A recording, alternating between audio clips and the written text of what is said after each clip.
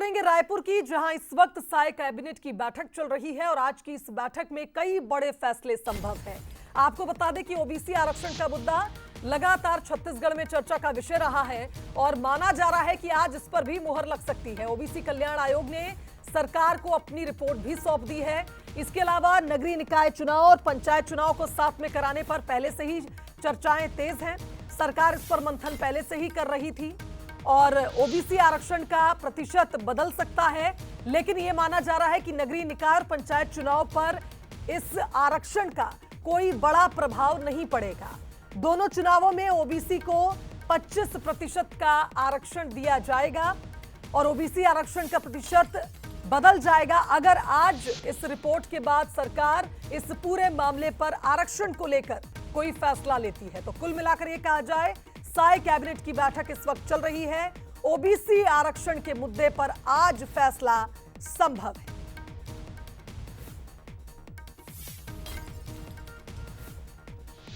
तो देखिए, दोपहर 3 बजे से ये बैठक की शुरुआत होगी और आपको बता दें कि आज की इस बैठक में बड़े फैसले हो सकते हैं, क्योंकि लगातार कैबिनेट की बैठक में ओबीसी आरक्षण का मुद्दा चर्चा का विषय रहा है। तो ये माना जा रहा है कि आज की बैठक के बाद इस पर फैसला आना संभव है।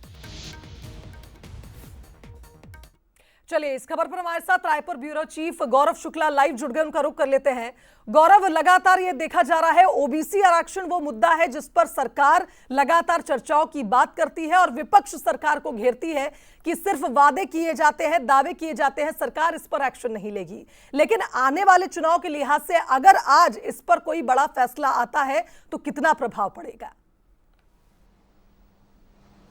जी बिल्कुल, देखिए ओबीसी आरक्षण एक बड़ा मुद्दा रहा है छत्तीसगढ़ के लिए और जिस तरीके से अभी कुछ दिनों पहले ओबीसी आरक्षण आयोग ने सरकार को अपनी रिपोर्ट सौंपी है, उसके बाद उस रिपोर्ट को लेकर लगातार ये इंतजार किया जा रहा है कि ओबीसी आरक्षण कब सरकार जो है वो लाएगी और उससे क्या कुछ निकल कर सामने आएगा। और जिस तरीके से अभी हम देख रहे हैं, जो सुप्रीम कोर्ट का आदेश आया है और उसमें ये कहा गया है कि एसटी आरक्षण का में सबसे पहला अधिकार जो है वो एसटी-एससी का है, यानी एसटी-एससी दोनों को मिलाकर 40% आरक्षण है तो 10% का ओबीसी को मिलेगा और यदि दोनों को ही मिलाकर 50% आरक्षण हो जाता है तो ओबीसी का आरक्षण शून्य हो जाएगा। और जिस तरीके से अभी आरक्षण ओबीसी का आरक्षण है, नगरीय निकाय और पंचायत चुनाव में 25% का फ्लैट आरक्षण है। यदि ओबीसी का में यदि हम देखें तो 40% है, तब भी उसका आरक्षण 25% ही रहेगा और 50% से अधिक है या 10% से कम है तब भी ओबीसी का आरक्षण 25% ही फ्लैट था। लेकिन जिस तरीके से ओबीसी को लेकर आरक्षण को लेकर सुप्रीम कोर्ट का फैसला आया है या जो सुप्रीम कोर्ट ने बातें कही हैं,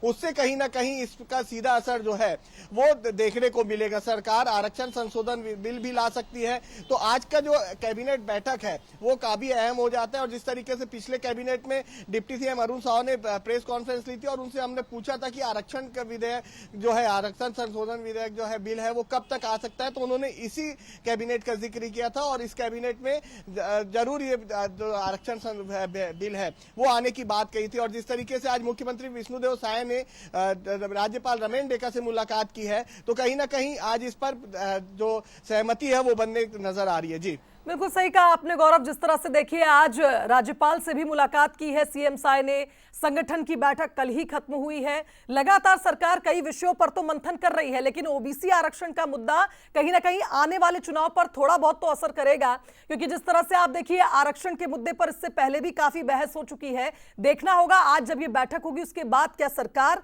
इस पर कोई बड़ा फैसला लेती है। फिलहाल बहुत शुक्रिया आपका बातचीत के लिए।